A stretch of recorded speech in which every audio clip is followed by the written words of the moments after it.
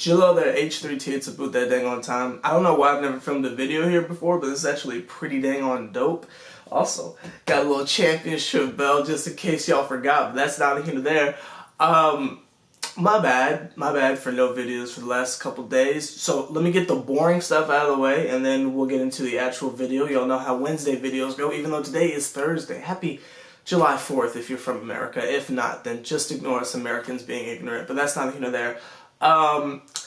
After I did the Taj Gibson video, I started having issues with my chest, and long story short, turns out I've got some heart issues that I'm figuring out right now, which is a little bit ironic because of how angry I tend to get on camera, and you guys have always said that eventually it is going to catch up with me, and now ironically I have heart issues, but that's not here nor there. I should be good in about a month, so I'm gonna try not to get as angry in videos as I normally get. It's gonna be a little bit impossible, but I'm gonna try my hardest so that I don't die.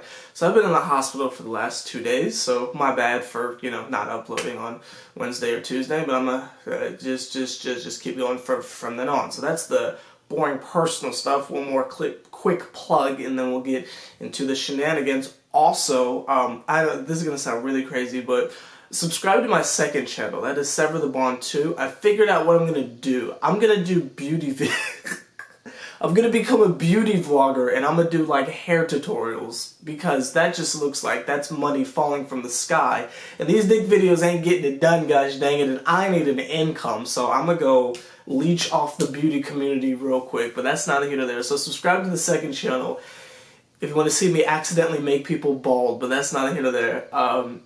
But anyway, let's get into the shenanigans, and again, I apologize if I'm not putting forth the type of energy maybe you would want me to do for such crazy news. It's just because my heart is a little messed up, and walking from the bed over to this room was already enough as it is, so I gotta be a little bit calm.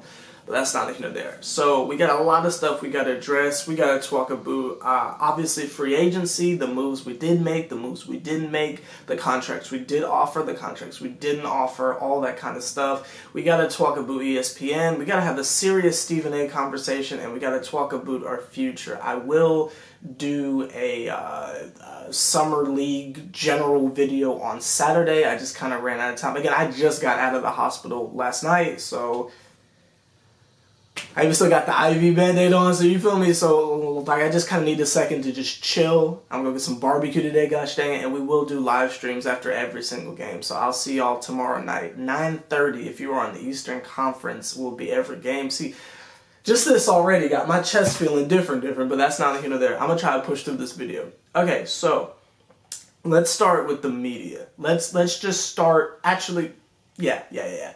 Let's start with the media. That's where I want to go first, because it's the last time that I ever want to really do this on camera, because it's a little bit played out at this point. If you are a New York Knicks fan, which I assume you are if you are watching this video, you've obviously been aware that we've been taken to the proverbial cleaners over the last couple days. And Stephan A Smith shucking and jiving on camera hasn't really been helping in that department. But again, I haven't been super mad at him as a person, just because I get that's his job. His job is to be the token angry Knicks fan. Like, that's his thing. When something goes wrong with the Knicks, you pan over to Stephan A Smith, and I'm not mad at that because he's getting paid in the literal millions for that, so you go get that back. I ain't mad at that. The only thing that upsets me is when you focus too hard on the performance and you don't think about what you're doing. There's, not to get too crazy political here, but there's a thing that I always try to abide by personally, where you have to be not only socially aware, but you have to be socially responsible. You have to understand what platform you have, and you have to use it responsibly. The same reasons why I don't curse in my videos, though I do off camera. I mean, that's no secret. Y'all saw the live stream of the draft lottery, gosh dang it. I've got the mouth of a sailor, but I don't do that on camera because I understand my position. My platform isn't the largest, but I understand a lot of y'all are younger, and even though you probably curse already, I don't want to contribute to that type of shenanigans. I try to be socially aware. Another reason why I stopped doing Lil Wayne videos is because I don't want to be telling children, go listen to Lil Wayne. You feel me? So it's like, you got to be socially aware with what you're doing. You have to be socially responsible. Kanye West having a song called N-words in Paris is not a very socially responsible thing to do for obvious reasons, but that's neither here nor there. So Stephan A Smith going out here and being Mr. Doom and Gloom and saying things like the Brooklyn Nets, like agreeing with Max, saying that the Brooklyn Nets have taken over New York and that give up on New York and the only way that we can redeem ourselves is if we get Kawhi. What? Again, us as Knicks fans are all aware that Stephan A Smith is not actually a Knicks fan. That's just his paid position. Like, he reported on, like, Iverson for, like, almost his entire career. Like, you feel like he's not a real Knicks fan. And that's okay. We don't really, like press him for that kind of stuff. If anything, it's more of a meme if we even mention him. But he's not helping. When ESPN has a legitimate, and narrative isn't even the word anymore, it's a borderline agenda. Like, it's on some other type stuff. Like, it's like the Knicks have a target on their back or something like that. Like, we piss someone off or something like that. Maybe the years of MSG and Dolan not allowing access into anything or something like that. I don't know what the Knicks did to piss off ESPN. I don't know if maybe they said Mickey Mouse had some allegations that one time he took off his glove and he was messing with that. I don't know. I don't know what exactly they did to Disney to make ESPN just hate the Knicks so much. But the last week, they've been destroying us. Adrian Wojnarowski, assuming that's how you say his name, my bad if I said it wrong, I don't care, but my bad if I said it wrong, on camera, my bad, but that's neither here nor there. That man sat there and explained exactly what happened. The Knicks did not say, we don't want Kevin Durant, screw that guy, let's not give him as much because he's a bum. Now granted, that's what I said, but that's not what the Knicks said. Kevin Durant didn't even give us a meeting. While there were concerns about his health, we never even had the chance to bring that up to him because they've been aware, and by them I mean Kyrie and Kevin Durant have been aware they were going to go to the Brooklyn Nets for like this entire season. All these things that we were like speculating on about, oh, they're doing this in New York or they did blah blah blah in New York, blah blah blah blah, all that led to them going to Brooklyn. We said a week ago they're either going to us or Brooklyn because of all the shenanigans going on. We already knew that. And the Knicks have been basically telling us, yo, if they want to come to us, we'll take them. But if they don't, we just continue on with the plan.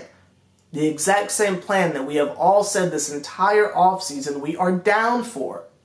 Go get some vets, fill up a couple holes, pause, and go win some games. Now we don't have to tank anymore. We got RJ. Wasn't Zion, but we got RJ, and we got some good pieces around him. Let's move on with our lives and win some games. We don't have to tank anymore. But if you ask the media that has been telling us, again, who has been telling us that we were going to get Kevin Durant and Kyrie?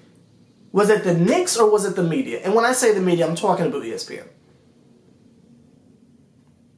It's been ESPN pushing that narrative, if you will. So when it doesn't happen, they conveniently forget who started these rumors of these bums coming to us. Was it SeverTheBond who started the rumor that Kevin Durant and Kyrie Irving was a 100% lock to go to the Knicks? Or was that Stephan A Smith? Was that Matt the Knicks fan who started this rumor that apparently Kawhi and Kevin Durant are thinking about playing together in New York to counteract LeBron James and Anthony Davis in LA? Was that Matt the Knicks fan? Was that Michelle? Was that the homie Eric? Was that Jefferson? Was that the squad? Was that the Penguin gang? No. No, that was ESPN. Stuff like that just irritates me. So you start rumors about us, and then you destroy us when these rumors you made up don't turn into anything. I think that's disgusting. But again, this is nothing new for actual Knicks fans. I just need to address it on camera. Give me a second, y'all. Oh my God. Okay. This is nothing new for us. Because in the last couple of drafts, that's not even the lottery, the drafts, who did they pan to? They panned to that stupid crying Knicks fans. And the Caucasian section in the Rafties in the Barclays Center. No offense to Caucasians, but you get what I'm saying. They pan to the same general people who are just trying to get the literal 5 seconds of fame where we draft someone, they pan over to them, and that little white kid goes, they pan to the same kids, the same sections, gosh dang it, and then Spike Lee. You feel me? That's the media fishing for what's going on. Have y'all noticed I have never been featured on anything? And it's not because okay. Haters are gonna say it's because I suck. Ha ha ha, tee hee hee. But it's not because I'm like unbrandable or something like that. I don't curse in any of my videos. I'm a pretty squeaky clean guy here on the internet, gosh dang it. I don't do anything bad. I haven't done anything wrong. But you want to know why they never featured me on anything? The only sports thing I've ever been featured on is maybe 2 years ago, Sports Illustrated featured me on their Instagram. But outside of that, ESPN has basically ignored me. Would you like to know why? Other than the fact that obviously I'm pretty unknown. But I believe it's from the simple standpoint of I'm not pushing the kind of crap they want to see. If every day I got on camera and said we sucked and that you get a buzz about this, buzz about that, and I wasn't speaking towards anything positive, I have a feeling, quite possibly, I'd even be a little bit more popular. Because I'm not pushing the narrative that the sports industry wants to be pushed to boot the Knicks. And I think that's a little bit disgusting. And I don't want anyone to think that was like me saying, oh, I should be more popular than if. No, I told y'all, I'm doing the beauty videos on the second channel. I'm going to get this bag, gosh dang it. I'm going to take y'all's advice and I'm going to get this bag, gosh dang it. But it's not here. There's somebody got to pay the rent. But, so that's the media. So that's that aspect of it. This is going to be a really long video because we got so much we got to talk about. Give me one more second. Oh, God. Where are they with that medicine? But that's not here or there. So that's the media standpoint. Let's address the Brooklyn Nets for a quick second. And I'm really happy that I get to go all in because if they came to the Knicks, I would have been seen as the biggest hater on the face of the earth, and y'all would have thumbs down this video until Kingdom Come. Which now that I'm, made a change in some things, that doesn't make any sense. But that's not here. I'll address that later. Listen.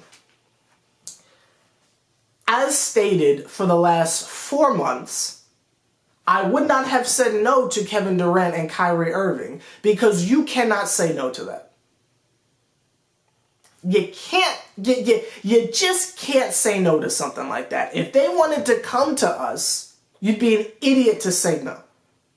And before y'all jump out the window, I understand that we turned down our meeting with Kawhi, but that was just because imagine if Kawhi didn't pick us and he still hasn't made his decision and it's Thursday. It's the 4th of July and man still hasn't made a decision. Julius Randle would be gone. Bobby Portis and them would be gone. We would be screwed if we were just sitting here waiting on Kawhi knowing good and well we weren't going to get him. So don't try to push that out there, but that's not even there. If they wanted to come to us, I don't think Scott Perry and them would have said no. I don't think Steve Mills would have said no, and I'm sure Dolan would have got over it and offered the bag, even though they want DeAndre Jordan for some reason. So the little pay cut thing doesn't even make sense. You can't get on to Dolan for that. Blaming Dolan for anything that has happened this week is the definition of just following ESPN's garbage, because Dolan has and continues to have nothing to do with anything we've been doing this last year, outside of a very shady radio guest spot, which if you ask me was a political obligation rather than him destroying the brand. Dolan has nothing to do with what we're doing. Every complaint we've had about us not playing defense, all that kind of stuff, that has nothing to do with our owner.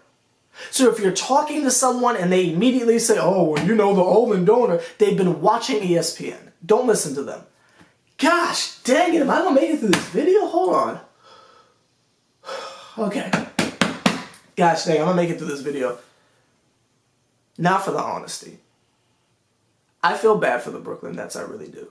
Shout out to them. They pulled off something great, and I guess they'll be really good on 2K for the next couple years, I guess. Number one, let's address the obvious. You know what? Before we even address the obvious, I'm just going to come out and say I'm tired of beating around the bush, and I ain't going to make it too much longer in this video. So let me just go ahead and say it ain't going to work. What I've been saying in every live stream, gosh dang it, but I didn't go too hard because I didn't want to possibly offend our future teammates. But now that they're the enemy, we can just go ahead and say, yo, it's not going to work. And I'm really happy we didn't end up with them. I mean, obviously, the hype train was really serious. And at one point, I was kind of pulling for it because, I mean, come on, who wasn't invested in all that drama, gosh dang, which again is by the fault of ESPN, but that's not even there. But it's not going to work. And this is a conversation we would have had to have amongst ourselves. But thankfully, I can say this, and none of you are going to get upset. It's not going to work. Kevin Durant is, I've always thought he was a bum. I've always thought he was overrated. And regardless if you have agreed with my countless Kevin Durant rants and why I don't think he's as good as people say he is because of the winning environments he's been a part of, and he's never been in a losing environment before, and a part of an amazing system surrounded by future MVP candidates. Regardless if you agree with me on the fact that I think he's a bum or not, him and Kyrie, again, pretending like both of them were healthy right now, does not work. It's just not gonna work. When you have a Kyrie Irving, you need a bunch of people surrounding him that don't particularly need the ball.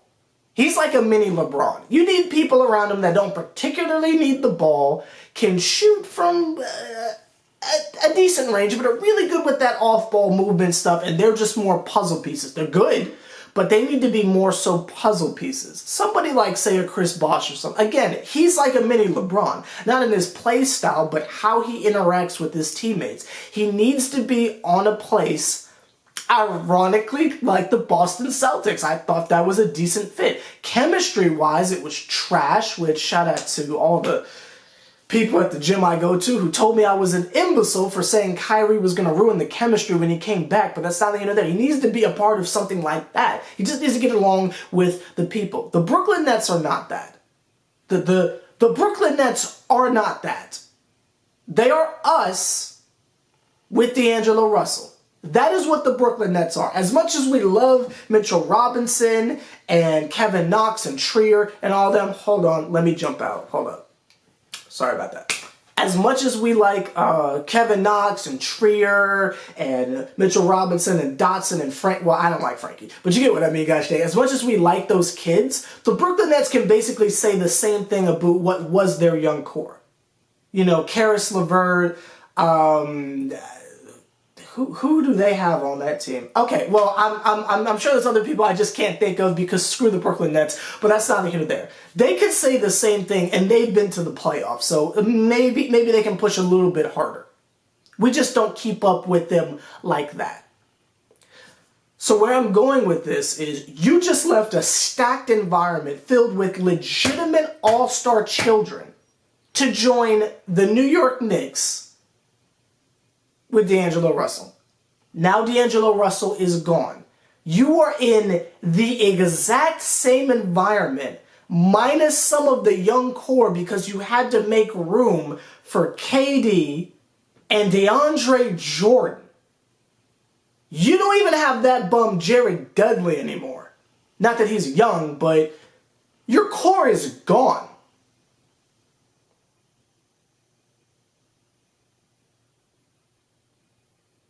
How the jive is Kevin Durant and Kyrie gonna coexist? You're talking about the exact same dynamic that was going on in the final stages of Golden State. In the final stages of the OG Oklahoma City, minus the depth. You don't even have a Steven Adams to hold it down. You got DeAndre Jordan. And we all know what it is with DeAndre Jordan. We were all just being nice because he was a Knick. Let's keep it a bean. And shout out to Michelle for warning all of us. Credit Matt the Knicks fan, but that's not here or there.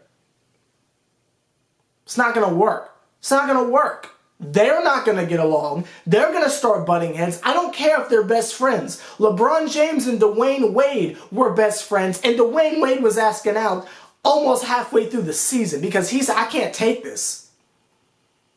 Remember that Cleveland run? It's not going to work.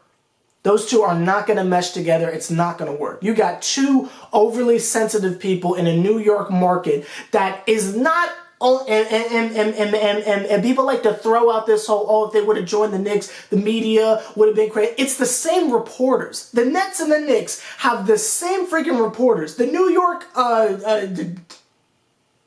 Daily News or whoever. It's the same people. It's the same Frank Isolas. It's the same Ian Begleys. It's the same people. The only difference is you're covered by Yes instead of MSG. That's the only difference. It's the same media. You're just on the enemy team. And I'll get back to team chemistry in a quick second, but just to finish this media tirade thing, you're going to run into the exact same issues, only worse, because you not only chose the lesser team, but now you've got all of New York pissed off with you because you didn't pick us. Do you think them dudes are going to be nice to the Brooklyn Nets? Have they shown a past track record of being nice to the Brooklyn Nets? Now you've pissed them off by basically giving New York the middle finger and choosing the Nets and trolling us for the last month. You don't even get the honeymoon phase of you're the new star in town. Everyone hates you off rip. I understand the media is trying to tell y'all that you made the right decision, but let me tell you, even people not from New York were already not messing with the Nets. But now you're the enemy. You thought it was bad in Golden State, KD? Good luck. I mean, at least the Mets and the Yankees are like OG teams. You're on the New Jersey Nets, bro. But anyway, let's get back to the team chemistry and why this jive is not going to work. Kevin Durant's not even going to play, so let me just subtract him from the equation. Kyrie Irving is going to be demanding a trade by Thanksgiving. I'm just going to go ahead and throw that out there. If he couldn't make it work on the Celtics, which was a championship environment, what makes you think he's going to be fine on Brooklyn? What makes you think Karis LeVert and Kyrie Irving is going to work together? Them side by side's going to work, right? Right? Oh yeah, absolutely. Karis LeVert and Kyrie Irving are going to share the ball and get along fine, right? Because Kyrie has the best track record of getting along with little kids, right? This is going to work out perfect. He's going to develop them and stuff, right? Everything they just built, I'm talking about the team, not the fans, everything they just built is being ripped away from them, and now they have to play second fiddle to an injured bum in Kevin Durant, who's going to need about 2 years to come back because you know they're going to be talking that, oh, he has to get his legs under him, foolishness all next year. And Kyrie Irving. Doesn't that sound familiar to what Kyrie just came from? Without Kyrie Irving, Terry Rozier and all them were able to get them to the conference finals where they just fell short against LeBron. So the following year, after a successful playoff campaign for that organization, Kyrie Irving and an injured Gordon Hayward come back, and everyone has to take a back seat. That is the exact same thing happening in Brooklyn. The Nets are coming off of, for them, a successful playoff campaign. And the core of that team is really excited about it, but now everyone has to take a back seat to Kyrie Irving and an injured bum. Instead of Gordon Hayward, it's Kevin Durant. And what makes it worse is they don't even have their leader there anymore. D'Angelo Russell's in Golden State. They don't even have their leader. Spencer Dinwiddie can talk all the trash he wants on Twitter, but it's about to be a really toxic locker room over there. And I feel bad for the Brooklyn Nets. I really do. I really do. I really do. This is what we talked about in that video. Your best case scenario is a train wreck for your culture. Good luck trying to convince the gang of kids that banded together and made the playoffs. Yeah, screw everything that y'all just did. It's the Kyrie show now. Then you gotta factor in Kevin Durant. Good luck. I mean, like, for real, good luck to y'all. I hope that it won't, but I hope that works out for y'all.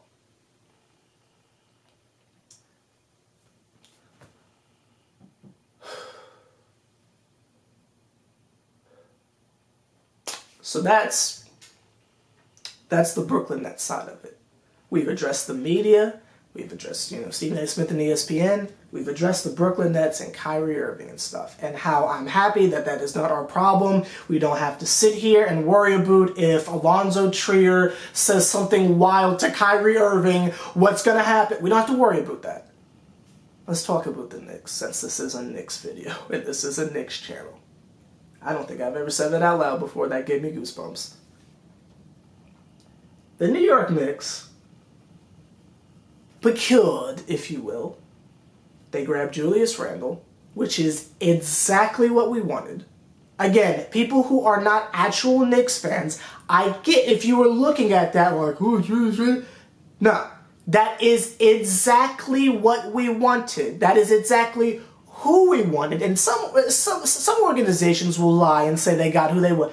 No. We got exactly who we wanted in Julius Randle. We've been talking about him for about 3 months. That is exactly what we needed because, again, the Vonleh thing didn't work out. He had a strong beginning, but then, kind of tapered off, couldn't hit a three to save his life. Then he broke his leg or foot or something. That was on the Bulls. I think he's on the Bulls. Where did he end up going? I don't know. Oh, also, quick side note. Moutier's gone. He's on the Jazz, I think, so he'll be Mike Conley's backup. Good luck to them. A Cornette, I think, did Cornette go to the Bulls? I can't remember. And I think Vonleh's on like I forgot where everyone went. Vonleh went somewhere, I think Canner went to the Celtics.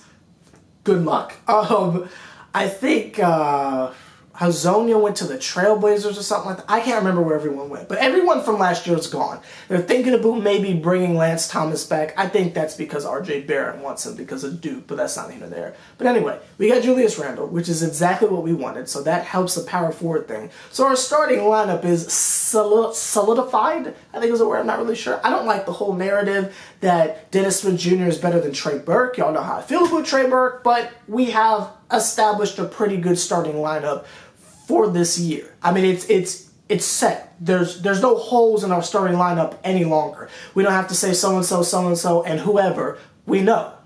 Dennis Smith Jr., R.J. Barrett, Kevin Knox. Now, he can stay at the 3. He can stay at the 3. Julius Randle, Mitchell Robinson. No more positionless basketball foolishness. We've got a legitimate starting 5. There's no question that's our starting 5. Unless something crazy happens at training camp, and I don't want to see freaking Taj Gibson starting unless someone gets hurt. Can't get mad. I cannot get mad. I will die. I'm not going to get mad. I'm not going to sit here and die on camera, gosh dang it. Alright. So we got that. And then our bench is looking really deep too. And we got a bunch of bruisers. Gosh dang it. The question of what's going to happen with Moutier and are we going to keep Kadeem Allen, that doesn't even matter because we got, is it Elfrid Payton, I think is his name? That guy that had like the really long hair on the Magic, then he cut it or something like that. No OT Genesis, but that's not here or there. So we got him as a backup point guard. I'm sure we'll keep Kadeem Allen on a 2-way, I'm assuming. I don't know. But, we got him. We still got Trier. Dotson's going to come back from that surgery just fine. And again, that will be third. Is this his 3rd year? We still have Frankie for some reason, so we still got him. We got Reggie Bullock, Taj Gibson, and somebody else whose name I'm forgetting, but that's neither here nor there. We still got that Iggy dude that we drafted, who, from all I'm hearing, is going to be really good. And I'm expecting to hear about 13 of Boots because we got 2 Canadian players, but that's neither here nor there. The team's good. I'm a little bit concerned about our center position, but, I'm sure we'll be fine. The team looks great. The team really looks great. And with all these power forwards we grabbed, when people start to quote-unquote give our team their lumps, as Fizdale would say, we've got goons that can take them out. This is kind of reminiscent of the 2013 season, if I can keep it all the way that way. The 2012-2013 season, where we had like Kenyon Martin and like the Goon Squad. Now, obviously, we're lacking a Carmelo Anthony and stuff, but, you know, I'm liking the depth. We don't really have to worry about the kind of things we were worried about last year. And if we make it into the playoffs, we have a bunch of veterans that can help out the kids. And who knows, maybe can get us a win in the first round, maybe. Who knows? And not winning the first round, I'm sure we'll lose. But maybe a game or two, maybe. Who knows? I'm really not concerned about our team. Our team is fine. And there's a lot of people, again, who are going to try and tell you that we're doomed. We're not. Is it disappointing compared to what the media told us we were going to do? Yeah, but as Knicks fans, we knew what was going to happen. We're going to be just fine. The team looks great. And in the Summer League, basically our entire team is playing. Dotson would play if he wasn't coming off of surgery. The whole team's going to be out there, so we're going to kill them. We're going to kill these bums. We'll be just fine. We are going to be just fine. Do not let other people who are not Knicks fans try to tell you that we are in danger.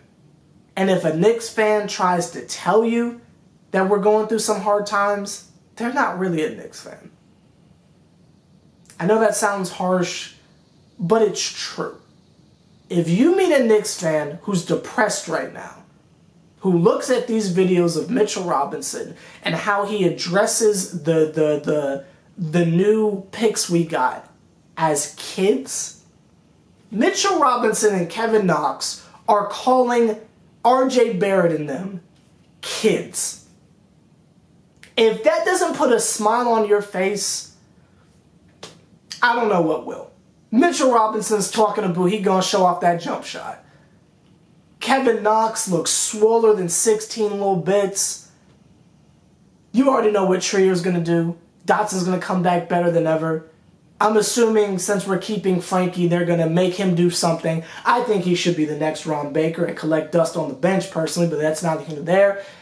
We're going to be just fine. And again, if RJ Barrett is a sliver of what we're expecting him to be, the difference between the pressure we put on Kevin Knox compared to the pressure we're putting on RJ Barrett is RJ Barrett was going to go #1 overall if it wasn't for Zion. So even if he's just short of greatness, if he is 60% of what we want,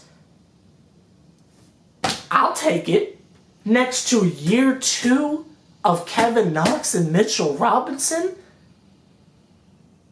And if he gets off to a slow start, who cares? Start Trier. He ready to go. I bet you Trier think he's better than RJ right now. We still got that Ignat guy or Iggy or however you say his name, gosh dang it. We're going to be just fine. Seriously, we're going to be just fine. I know it's funny to make jokes, but we're going to be fine. Don't let anyone tell you differently.